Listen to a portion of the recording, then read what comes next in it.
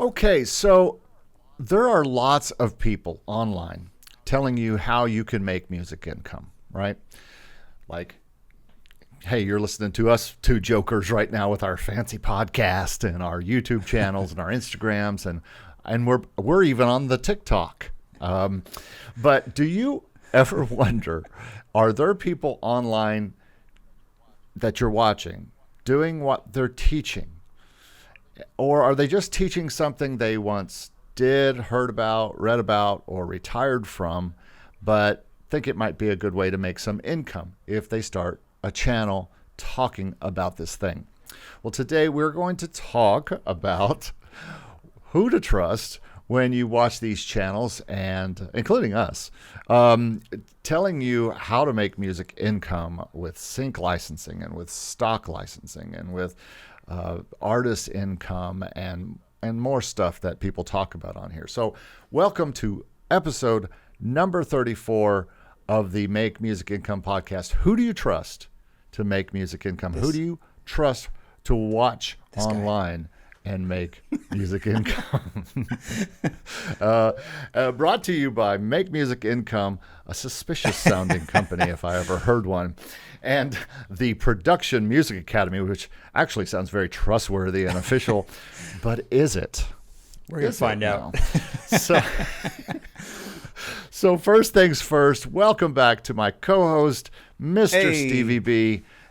And just another congratulations on your recent marriage to Milady, to your lovely wife, and you're back from your world travels. Tell us what you've been up to, my friend. Oh man, thank you so much. Not much, thank probably, you so much. Right? Yeah, no, well, a lot, and not a lot at the same time. I was joking.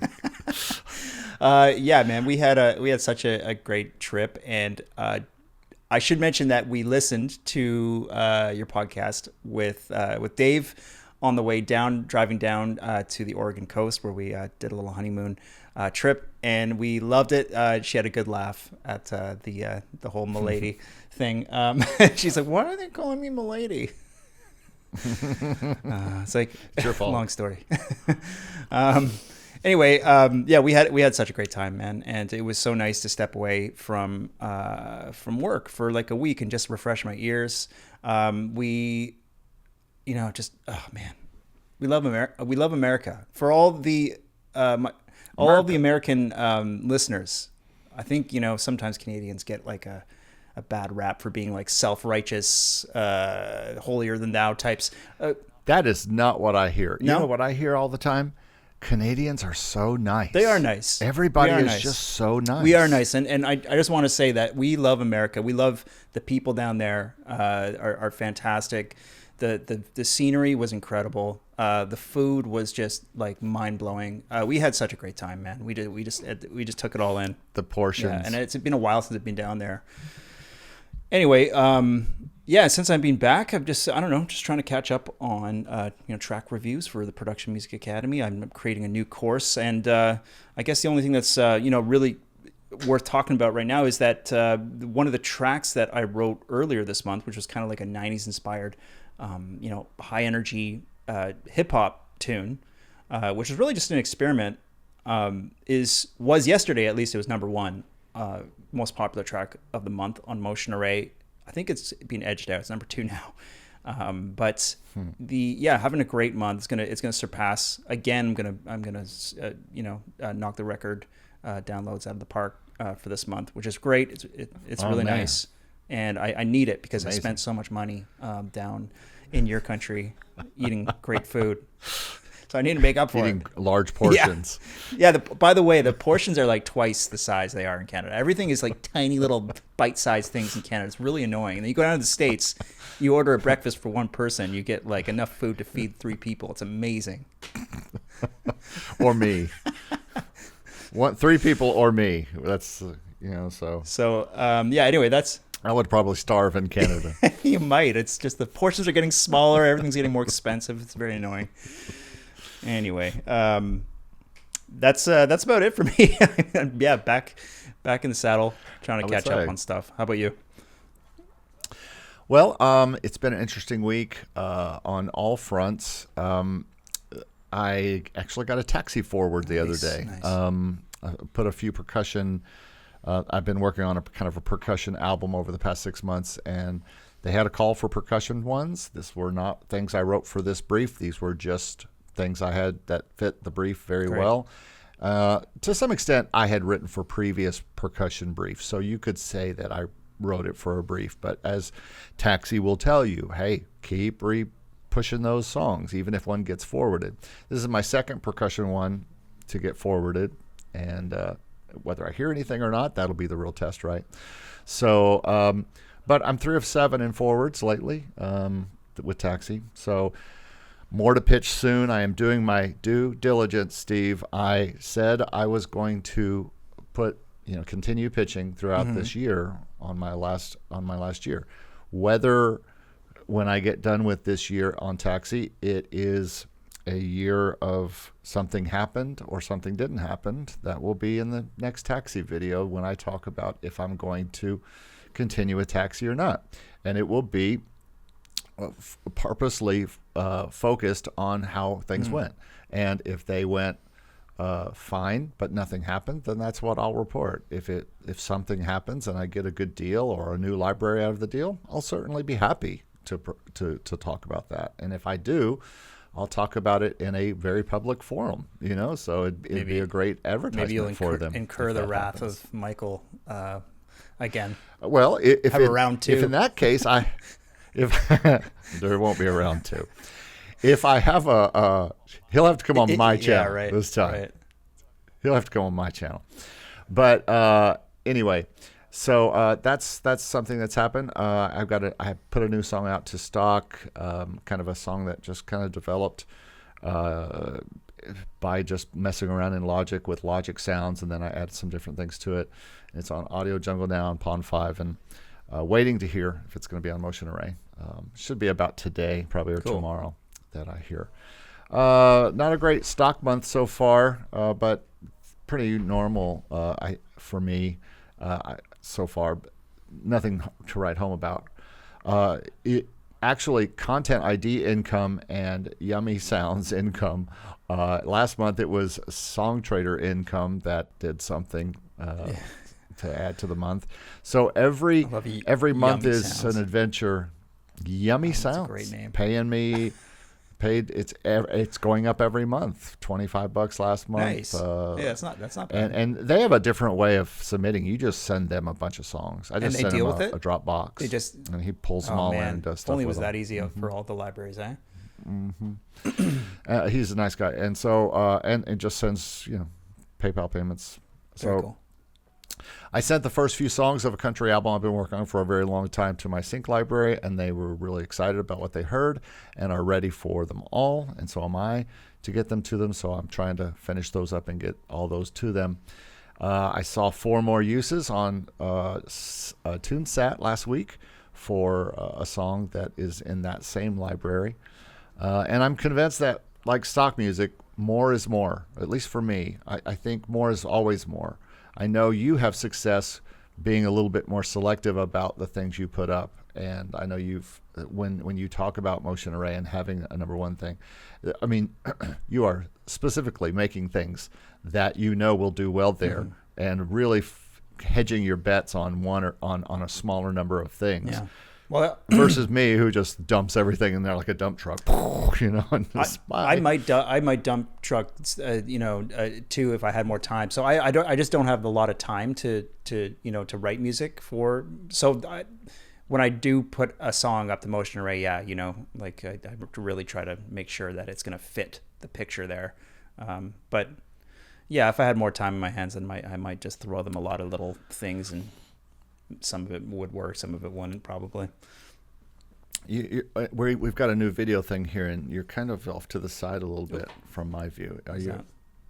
There we go. I hope you're enjoying our new. If you're watching this and not listening, we have a new system we're trying this week. The Dave Croft. The Croft system. Using Riverside. Using Riverside.fm. Yes. Shout out. So we'll see how it works.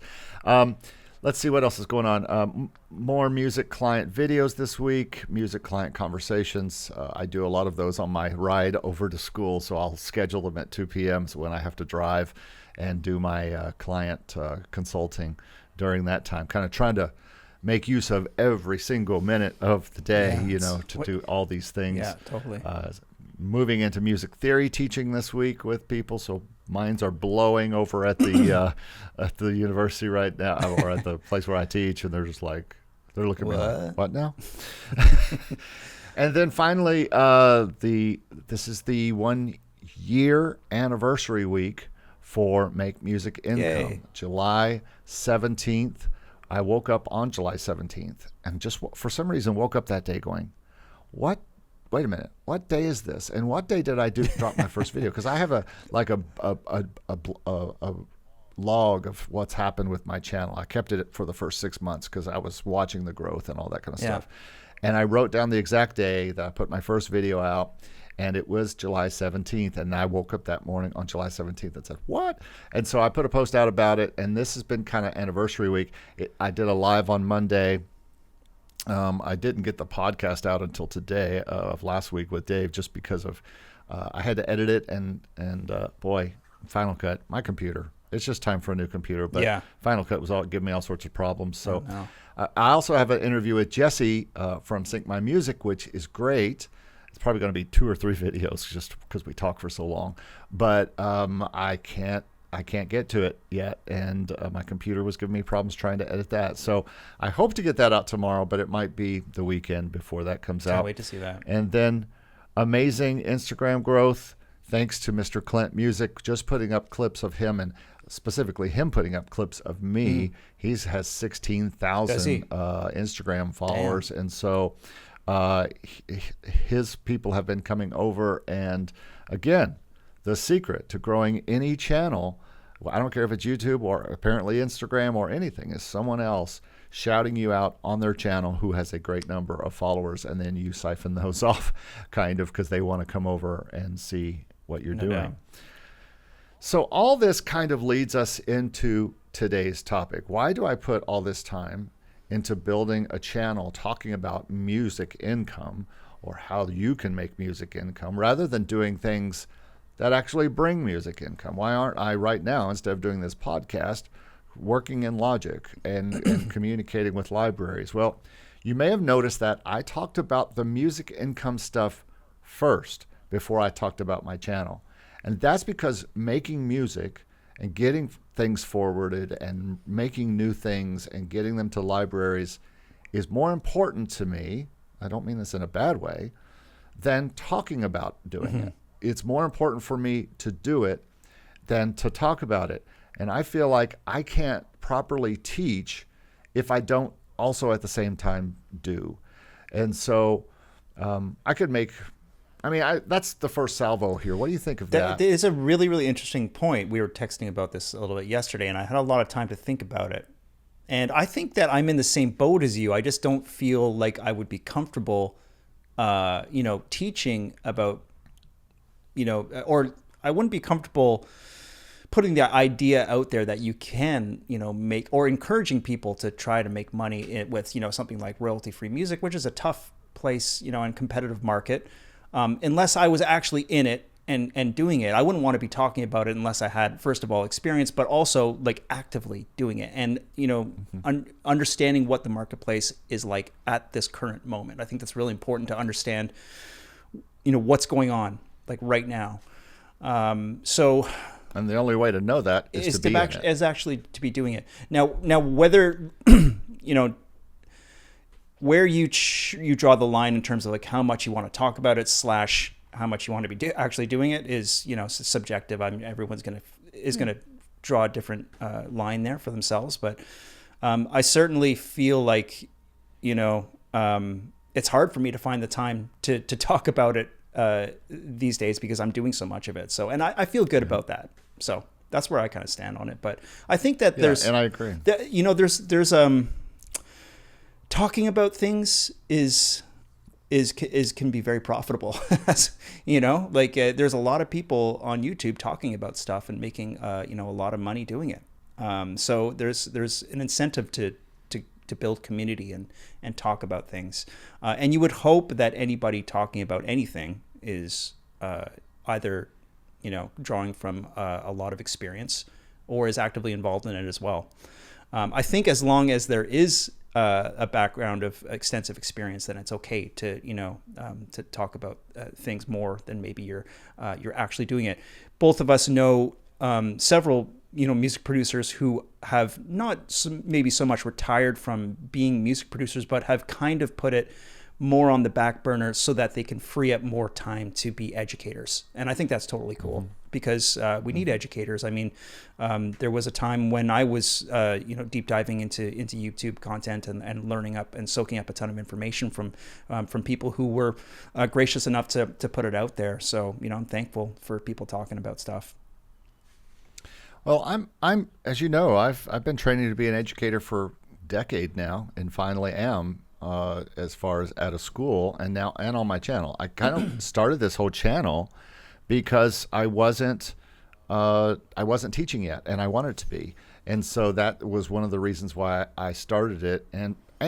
But probably I can't decide. I think it was more because I was having experiences and I was watching videos like yours and Daniel's and Jesse's, and I was watching him and you guys have conversations about making music income with the things you were doing, or interviews with people who were, but I was having different things happen to me.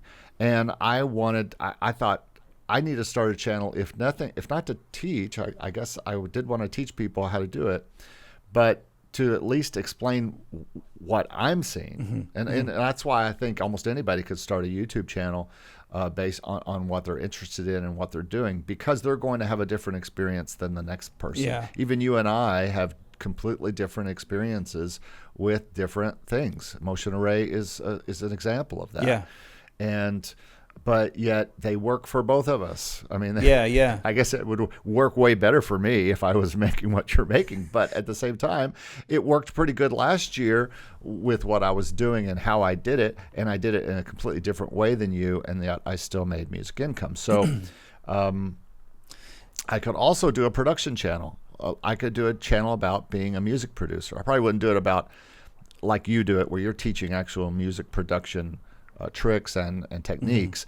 I would probably do it more on how to be a music producer in the studio and be working with artists, more of working with clients. I could do that, but the problem is that's not what I want to do as much now as compose and pitch for income. And I want to talk about that, and I don't want to talk about and show what happens. Because part of this whole thing with Taxi or with stock music or with sync licensing or with publishing, all of that is like, what's going to happen? I got to keep watching this channel to find out what's going to happen. It's like my story, and no one else can tell my story except for me. Yeah.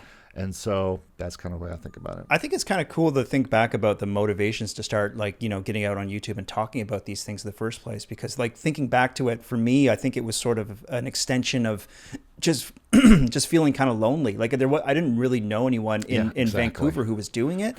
I was kind of all on my own, and I couldn't really, I think that in being online and talking about it on YouTube, I think what I was hoping to do was just sort of be a part of the community, or start a community around the conversations that I was having in my head, and just put them online. And that's what happened. And I think through that experience, that led me to try my hand at teaching. I really don't think that I'm a natural teacher, but I think I sort of had to learn. I mean, I think there's folks out there who are just brilliant, at teaching. It's just in their blood. You probably are one of those people. I kind of had to learn how to do that. And I think that my first challenge was, it was creating my first production course. And it took me 3 tries. I tried to make this course, on the 3rd time, and it took so long to make it, man. But it was such a good experience. And I realized that, in being on YouTube and sort of starting this community around the channel, but also being a part of a community that was already there, that one that really building on what Daniel had built on.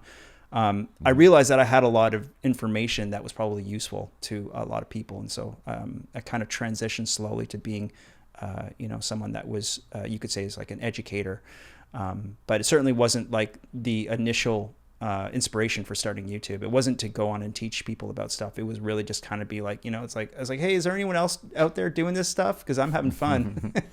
So, well, it's a little like when I moved to Nashville, and suddenly I kind of got to start working with all the people that I respected, all the engineers and all the players, especially, that I got to start hanging out with, and actually talking to and having conversations with. And then we became partners, similar to the way I would watch your podcast and Clint's podcast and Jesse's podcast. And now I'm having actual conversations that not only am I having conversations with them, I'm sharing those conversations with people online. And so to me, that is a lot of fun. And just you're, like you said, you're not lonely anymore. You're not doing this on your own anymore. Totally. And even those people who are watching or listening to this now, and maybe we'll even, usually we do these kind of premieres where we will premiere this video on YouTube, and 10 or 15 or 20, 30 people will come sit and talk. Yeah. They're part of that community now. They're not lonely anymore. The Arcos of the world and the Rets of Mix Club and different people who come to watch our videos, they're not lonely. Totally. In their place. Arco is in India.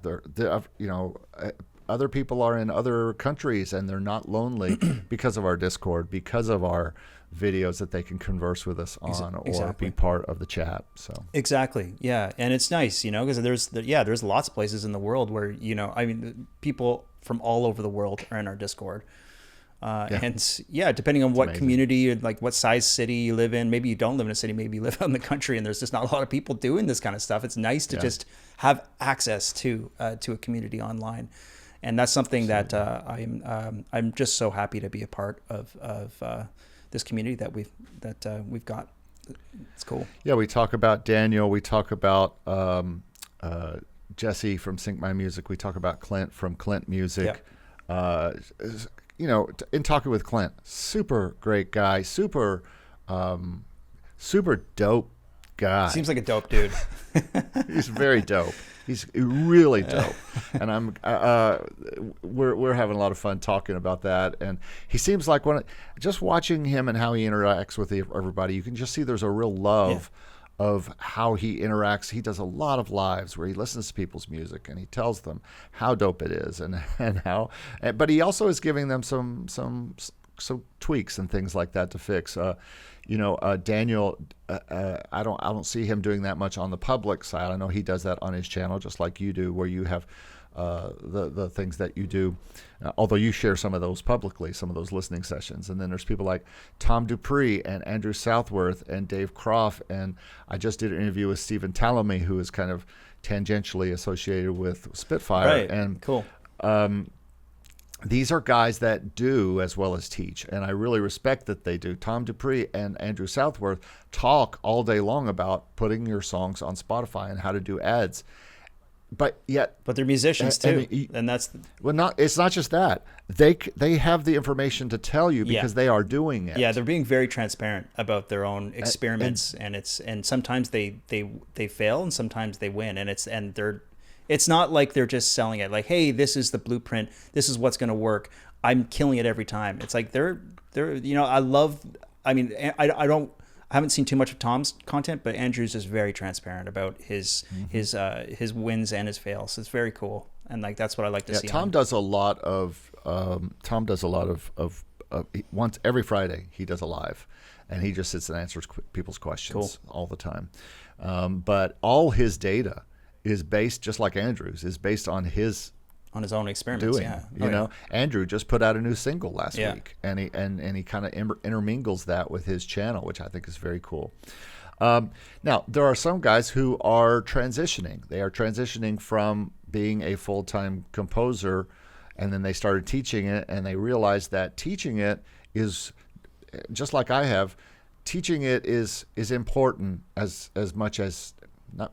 Maybe as much as the music. Maybe teaching is more important than them doing music. Maybe like Jesse, who has been doing this for 12 or 13 years, is maybe just a little burned out on the making the music part, and is invigorated by the people who come to his channel and ask questions. 100%. And he's just got a helpful spirit. 100%. And like that, he is the perfect example of what I mean by someone who's a natural teacher. You can just tell in the way he talks. I mean, none of his videos are edited. I don't think, he just goes for it, man. I could never do that. No. He's just fantastic at disseminating, all this information in a way that's just so concise. And he's a natural teacher. And I suspect that he's probably, he feels compelled to take on that role. And it probably inspires him in the same way that writing music inspired him when he first started getting into the sync music game. Probably. Yeah. So all the power to him. And Clint has told me that he has probably turned more 60-40 into teaching now. And right. But still, every time I hear him talk, he's talking about working on cues and pitching and working on a brief. Right. I mean, he's talking about that all the time. When I listen to his channel or watch his stuff, he's like, "Oh, I was just on a brief the other day doing this." Well, that shows me that he's still working hard at this thing, and maybe the channel is, maybe the channel has become a big deal, and he's trying to. He's fallen into love. I've fallen in love with teaching as well. I love teaching. It's not. I still think of myself as composer educator, composer first, and I make sure I tell everybody that. Daniel has started a new channel basically, and is trying to, but still he keeps his stock channel going at least once a video a week. He's got that thing going. We talked about Tom and Andrew. Dave Croft teaches full time at Full Sail, and then also comes home and does a YouTube channel. But what you don't see is the 20 to probably 30 hours a week he is spending creating cues. Yeah, it's crazy. Because he is still cranking out the cues, at least one a week, 52 cues. So it's amazing. The productivity on Dave's part is really impressive. We were chatting a little bit a while back about maybe doing an interview, either him on my channel or me on his channel. But I got so many questions for Dave. Too. If he's listening, I got so many questions for you. Oh, he'd love to do it. He's been great. And by the way, thanks, Dave, for filling in for Steve for these past 2 weeks. Dave is always fun. Great. He cracks me up, and he's always fun to talk to. It's great fun, man. I got these glasses in white. In the white shade. Oh boy. I love the white glasses. Yeah, I'm thinking about growing a long beard as well. I can't grow a long. Then I can shave my head. I won't have to wear a hat anymore. I can just shave my head, and then I'll have the whole day. I'll have to get the glasses. We should all three we'd look like ZZ Top. Yeah, totally. Yeah. So, all right. So, I think that do is the most important thing, but. Let's take a darker turn here, and here's some things I don't like. And now we've talked about the people that we respect and the people that are doing things, but there are things about this that I'm not crazy about. And these are the people who teach, but I can't find their music or their work anywhere. All those guys I'm talking about up there, Dave, Andrew, Tom, Daniel, Jesse, Clint, I can go and find their music. I know where it is. It's somehow tangentially related to their site. Maybe it's actually on their site, or I know Clint has sites that he has his music on. I know Tom and Andrew do. Dave is part of his 52 community and all that kind of stuff. But there are people that teach stuff that I can't find any of their music. There are people who are teaching this stuff, and you don't even know. I guess you could go look at their IMDb and see if they are doing anything, if they're sync licensing people teaching this. But the problem is I can't find out where they're teaching from, and they don't talk about where they're teaching from because they're just talking about something like they know it without talking about the experience behind it. And especially this kills me when there's some guy that I've never heard of who has a YouTube channel, but there's only like 6 videos on it. It's not a weekly video. It's not even a monthly video person. You look back and they haven't done a video for 6 months, but they're doing a webinar. And on this webinar, they're going to talk about the secrets of sync licensing. And they're going to bring in somebody else to teach it with them. That's also somebody who's the same, who maybe has a website that doesn't provide weekly content to people. They provide a content once or twice a year. And they have this big sexy I'm not supposed to say sexy. This big, really interesting sounding. Well, for monetization purposes. Yeah, don't want to get stricken for my language, even though I've already said dope, so I might be in trouble already. Yeah, you're right. That's drugs. They might say this is a drug course, but they set up this webinar and they push it like crazy. Yeah. And they put this webinar together, and it's filled with all this kind of cool information that everybody wants to know, the secrets of how to get into sync licensing. Yeah, and they go on for hours, if not a whole day, with all these guest music supervisors and guest people from this and that. Right. And it's good information until they get to the end when they've got 15,000 people watching this webinar, and then they go in for the kill, for the big $2,000 product that they are selling.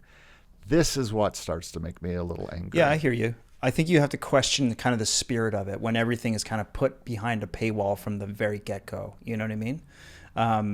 I don't really believe in that. I think, I also have, as someone who has a community that you can join for, for a price, for bonus content, I want to be that guy that also has a lot of accessible and free information through my YouTube channel that people don't have to pay for, because that's how you build community, and that's how you build trust with your community. I think it's totally fine to have like a Patreon or whatever, like a Mighty Network site like Dave and I have, where you're asking for a fee in return for extra bonus information. That's totally cool. But yeah, like you're saying, it's like, I think it's a little sus. It's a little suspect when. But you're not selling a $2,000 course, Steve. You're selling a $20. Well, this is what I mean. Monthly fee to be part of a community. This is what I mean by the spirit of things, because it's like when you see situations like that, you get the sense immediately that the motivation is primarily to make money, and that's always a little bit suspect. If the primary motivation is to make money, then you could probably rest assured that the course itself is probably not worth $2,000. I mean, I don't know. Maybe it is. I can't say. I haven't taken it. But they don't have to worry about. All they have to worry about is the 1%. And so if you get 1% of 15,000, and you've got that means 1% would be 150 people paying $2,000. That's a nice payday. Yeah. And that keeps you going for 6 months until you got to do it again. Yeah, I guess it's like to each their own. If that's like, if you're a business guy and you want to like make a lot of money, and those are maybe that's the way to go. But I'm just saying, if anyone out there listening, like, don't take a $2,000 course to learn how to get into the sync licensing game. You don't need to. The problem here is that Graham Cochran, who is also a YouTuber and has a podcast, and for years ran Recording Revolution, which was a great and still is a great channel to teach recording things. He does content twice a week. Every week he has hundreds of videos, and on Recording Revolution maybe thousands of videos, and most of those are teaching people how to go into Pro Tools and do a certain thing. He is teaching. He is a on all the time teacher. Now, he also does webinars, and he also has $2,000 products. Yes. But this is a person teaching every week to people for free. He gives them free ebooks. Now, all of that is part of things. Hey, we all try to give. I have a free ebook and a free course, and that, yes, you have to sign up to my email list to get it. And those people are qualified people you want to talk to soon and say, hey, I got a new video out. It's just this week. Or Steve and I did a new podcast. Go listen. We're giving out continual free content. If we do sell a thing from time to time, like I just put out a $9 ebook, that's one thing. But if every even if every 6 months I was doing a webinar to sell a $2,000 type of thing, I don't know how in the world or why in the world I could do that. But I'm saying, even if I did that, at least you would be saying, well, he gives content every week, sometimes 2 or 3 videos. He's providing a week. Value, man. And that's the thing. It's just like, I think you have to provide a lot of value. If you're in it just to make a quick buck, then if people get a sense of that, and you're not building a lot of trust with your and affinity with your community. And I think that's unfortunately, maybe how some people approach it, but it's not the way that you and I approach it, and many of the folks that we know. I think that it's really important to provide as much value as you possibly can for, I think, a reasonable price. I don't think you should be overcharging for products, but maybe a business, guy with a business degree would disagree with that assessment. So, to each their own. Yeah, well, a business guy is not going to be worried about serving people. He's going to be worried about making money because yeah. that's his goal. Yeah.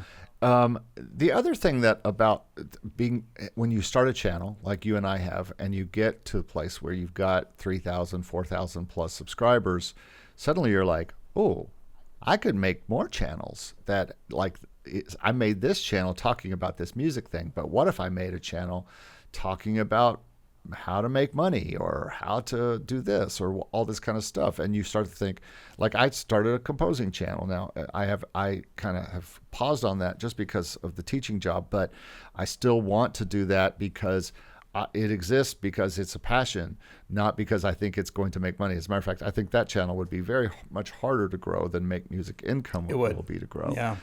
But we see people all the time, and it's one of the funny things on YouTube to watch. And you and I have both, I haven't hit this wall yet necessarily. You've hit it a little bit where you say, is this what I want to continue to do? Do I want to continue to take my channel in this direction, or do I want to go in this direction? Mm-hmm. Or they say, do I want to even continue this channel, or should I start another channel that will make me even more money? And then that channel will be about money making or be about this or that, and mm-hmm. and then guess what? Graham Cochran actually went from being a guy talking about music and building this great big music channel and finding he could grow this channel and make passive income to making a channel about passive income. And it's a smart now move. that's what he sells and Yeah, does. that's but right.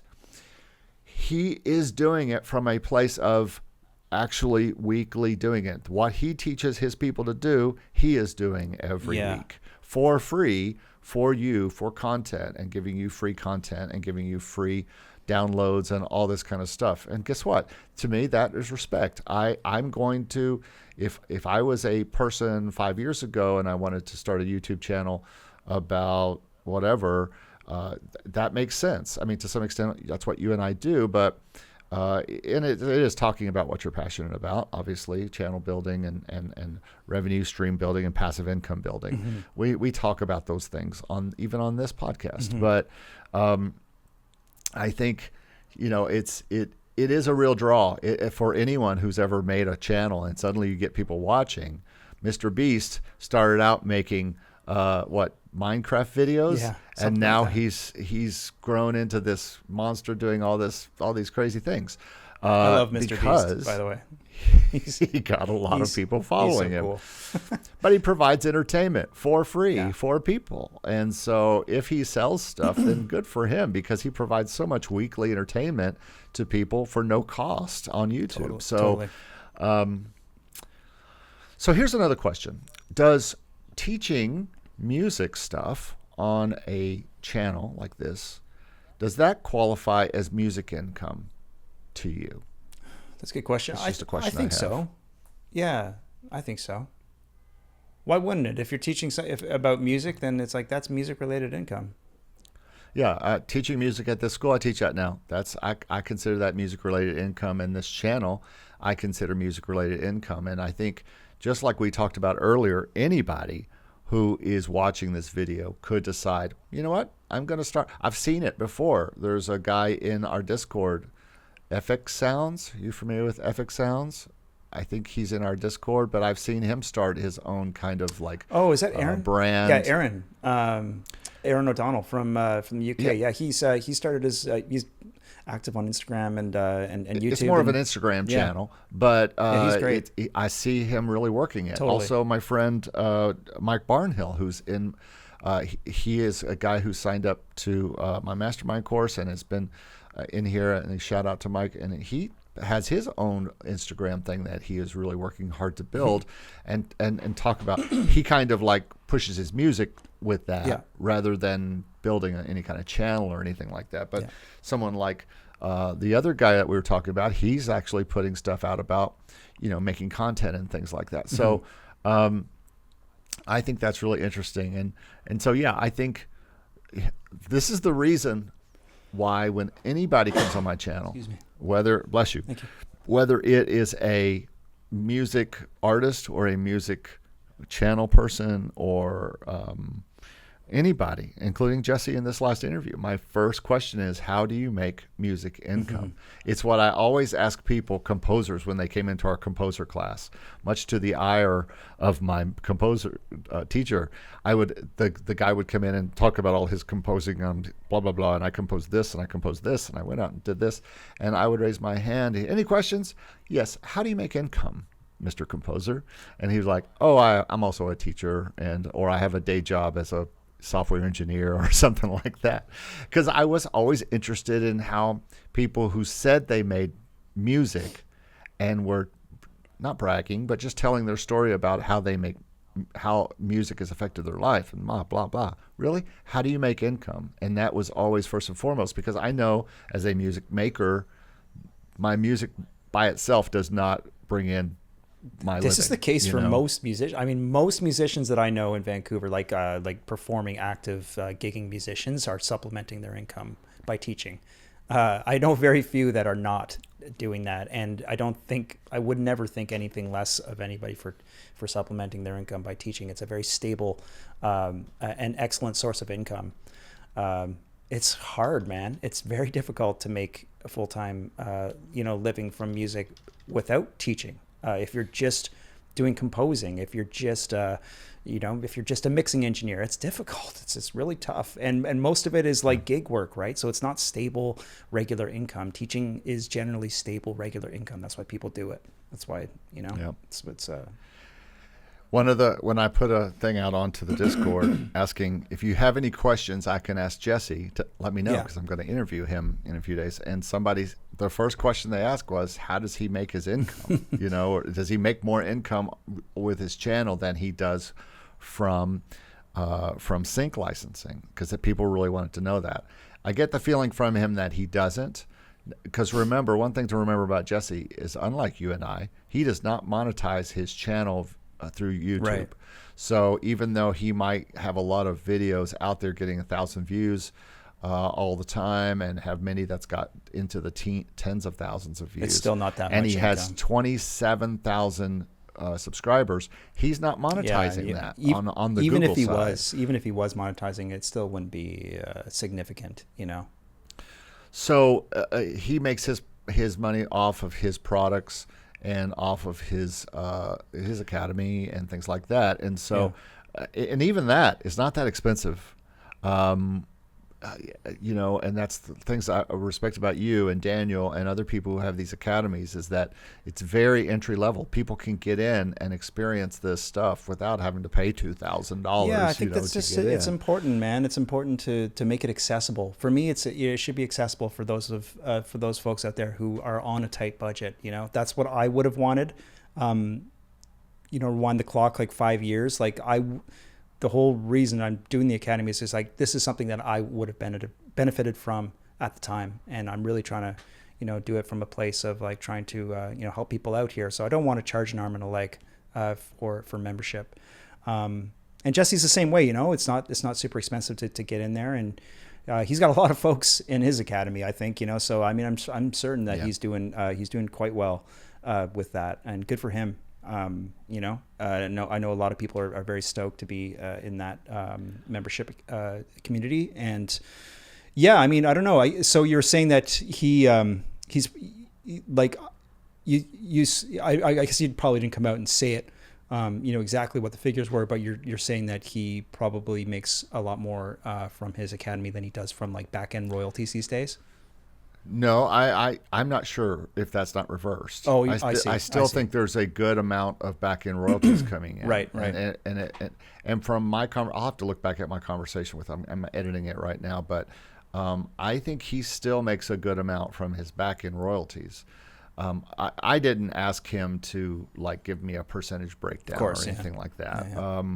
And because that's not really my business. But I was interested in how he makes income, and we talk about that. And he also put out a video last night about how he makes income, and so I'm going to refer to that video because it's kind of like a nice follow-up video to mine. So when I put my video up, I'm going to tell people to also go watch that video because he talks a little bit about how he makes his income, and he's very transparent about it. And I guess that's the other thing. I think you've mentioned it already. Transparency is really the biggest word in what we're talking about today. Is can you trust the people? Well, you can tell by their transparency, I think.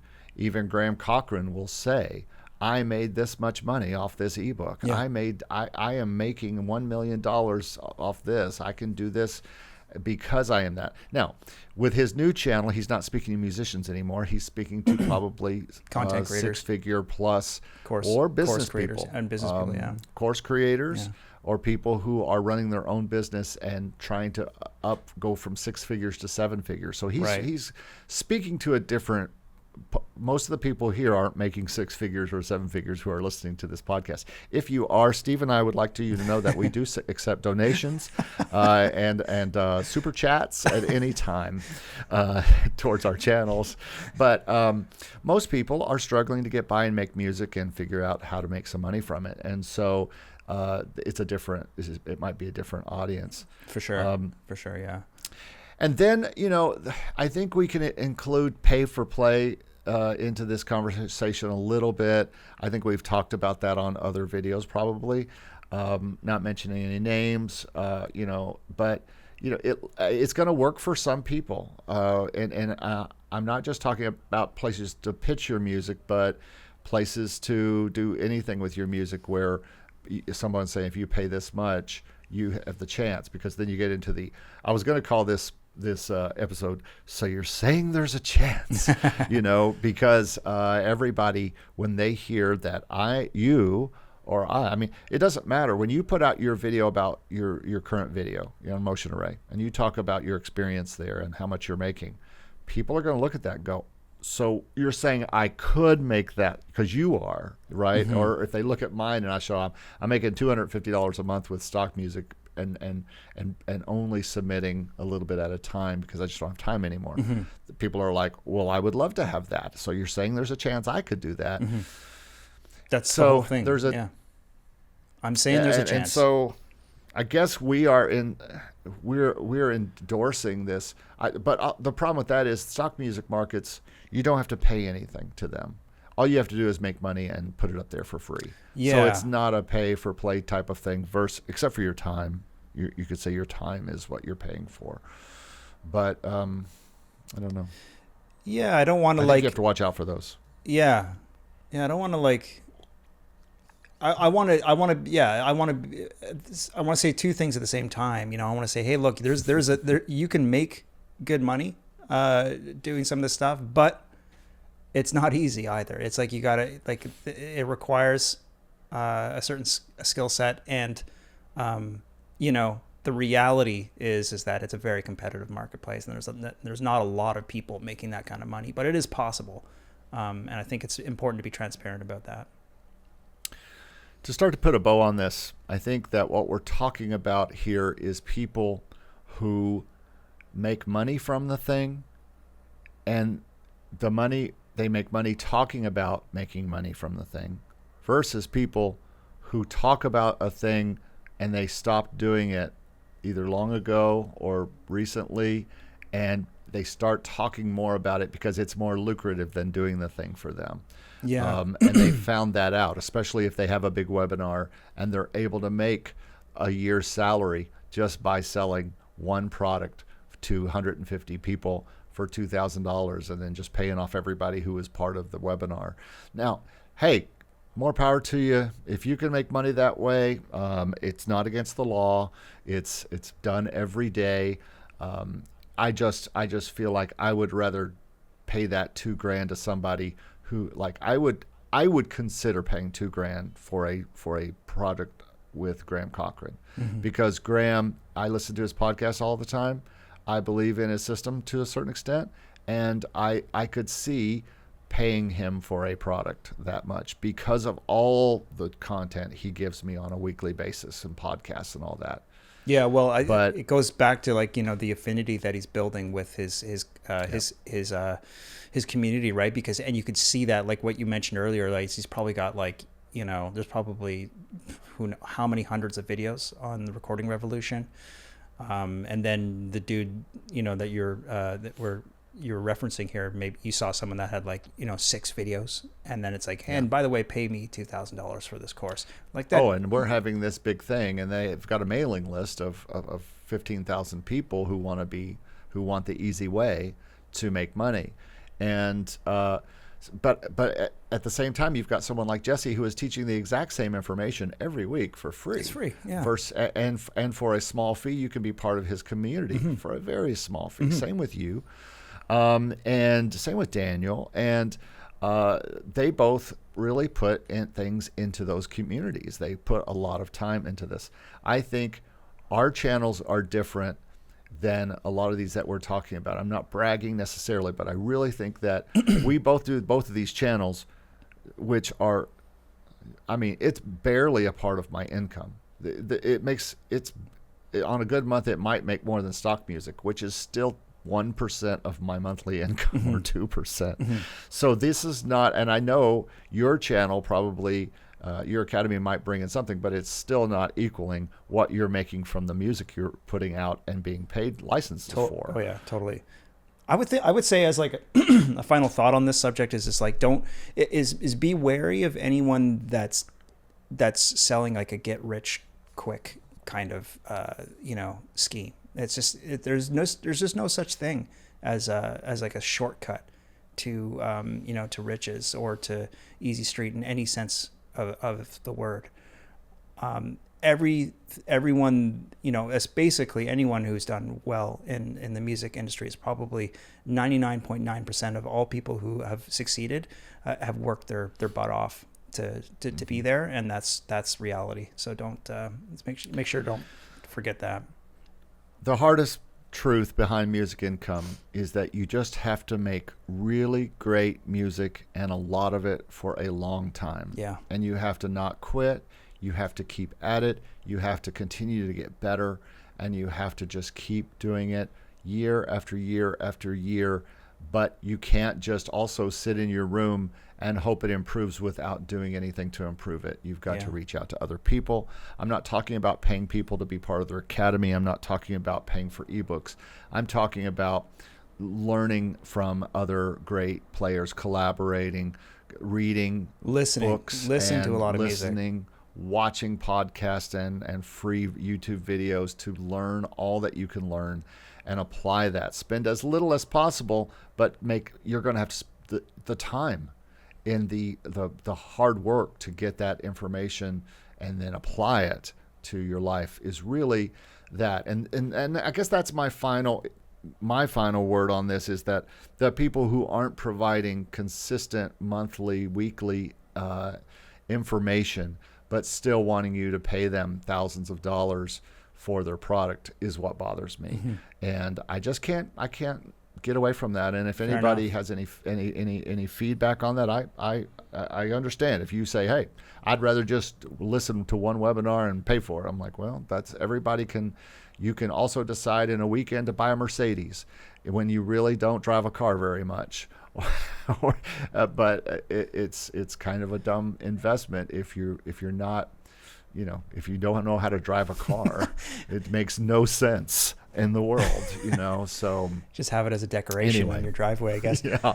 Let us know in the comments what you guys think, because it is kind of a it's an interesting thought, and it's one that I sort of gave a lot of thought to the last day since you mentioned that we're going to talk about this, and I'd be curious to know what you guys think, so make sure you throw down a little comment. Absolutely. Tell us if we're being if we're just completely being maybe we're off the mark here.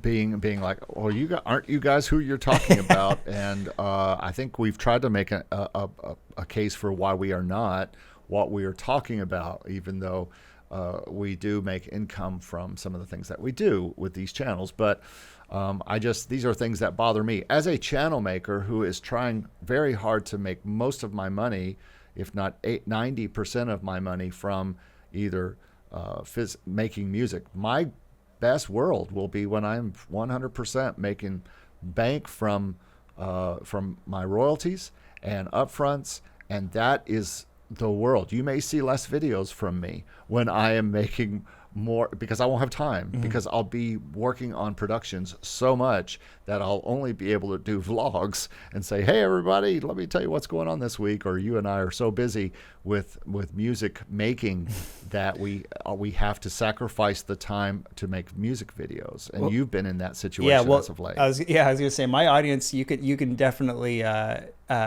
start to get a little suspicious if I start uploading 3 videos a week. You know that I'm not doing a lot of composing.